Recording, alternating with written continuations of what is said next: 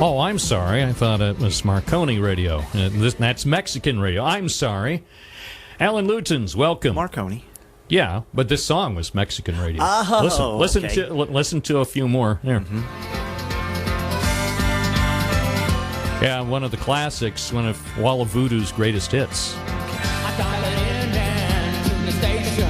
They talk about the U.S. inflation. I understand just a little.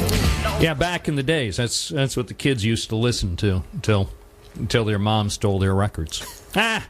Anyway, that's not why you're here. You're here to talk about something special that's going on in downtown Binghamton with the Marconi Tower. And for people not familiar with this tower, which is located right next to our beautiful stadium downtown, I'm sure a lot of people have seen it and wonder what that tower's about. There's a real interesting history behind the Marconi Tower and how it got there. Yeah, I think a lot of people probably pass it every day and have no clue about the history they're passing there.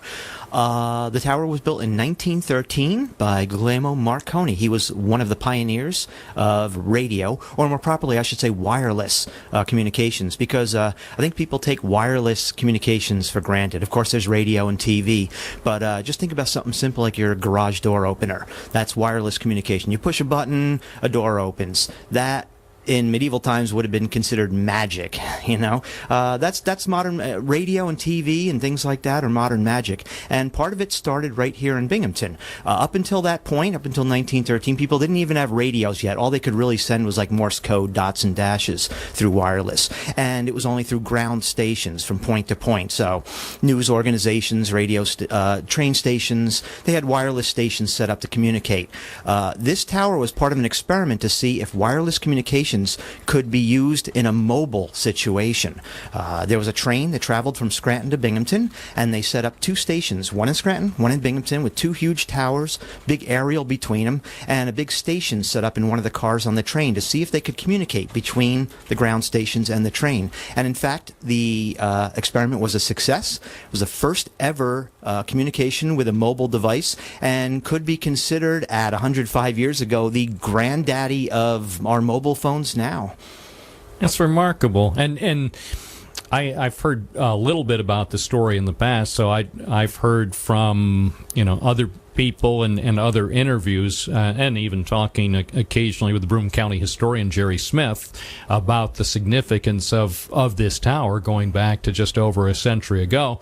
And every once in a while, I think the last time I actually was there and taking pictures was probably early last winter. It was right before really the snow started to fly. I used to love visiting the tower, and some people would probably say, what's the guy doing taking pictures? Why should he care about the history of that tower? But I just think it's cool that it still exists. Yeah, there were originally 4 towers, 2 here and 2 in Scranton, and 3 of them were scrapped. It's amazing that it's still standing, because during the World War II, most metal like that was scrapped for the war effort. So it's pretty remarkable that tower's still standing there. So what is going to take place tomorrow? This is International Marconi Day. It's an amateur radio or ham radio event that's celebrated around the world at locations that are associated with Marconi, his work and his life, like his birthplace and his laboratories and such. Ham radio operators set up stations, and they make a contest of it.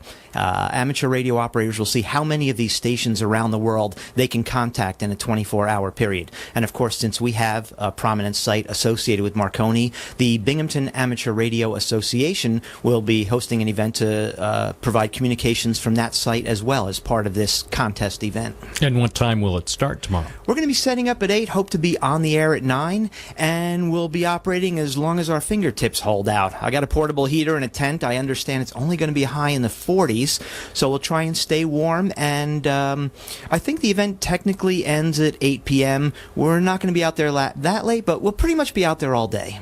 And people are welcome to stop by and see what's going on? Absolutely. It might be interesting to see a portable amateur radio operation going on outdoors, because one of the primary roles of ham radio operators, in addition to experimenting in electronics and radio and having fun, and is also maintaining emergency communications. Ham radio operators are skilled in setting up portable stations with generators and such when disaster strikes, hurricanes, tornadoes, earthquakes. and maintaining communications when the infrastructure gives out. People think, well, I've got my cell phone now, I don't have to worry about landlines and such, but those cell phone towers get overwhelmed quickly. When a disaster strikes and tens of thousands of people are trying to make phone calls, you're not going to get through, and the tower's batteries are going to give out in 24 to 48 hours. So this also serves as a preparation. Every time we go out and set up a portable station, we're finding out what kind of tricks and problems we might run into, like, we're missing a cable, we didn't think that could happen to the generator. So it's a little bit of training and an opportunity for the public to see how an emergency communications system runs. How many people are currently active in the Binghamton Amateur Radio Association? I believe the club has roughly 50 or 60 members, but I'm not sure. I'm not Do you have one of any the young members? There are indeed, and I was just at a meeting this past Wednesday, and several people just obtained their licenses. I think some people think ham radio is something from the past. They don't hear much about it these days unless there's a disaster, but it actually is. A lot of ham radio operators nowadays are operating digital modes. They're getting into microcontroller electronics. They've always been pioneers of electronics, and that continues to this day in the digital realm. And if people want more information about the organization, if their interest has been piqued by our conversation, how can they find out more? I believe the Binghamton Amateur Radio Association's website is their amateur radio call sign, which is W2OW. .org, and my website on the Marconi Tower has information as well, which is www.lutins, my last name, LUTINS.org/Marconi, all lowercase. Alan Lutens, thank you very much for coming in and sharing some of the information, some of the history going back more than a century here in Binghamton, and also a preview of tomorrow's event at the Marconi Tower at 45 Lewis Street, conveniently located next to the baseball stadium. My pleasure. Thanks for your time. Thank you. It's 11:53. This is News Radio 1290, WNBF and WNBF.com.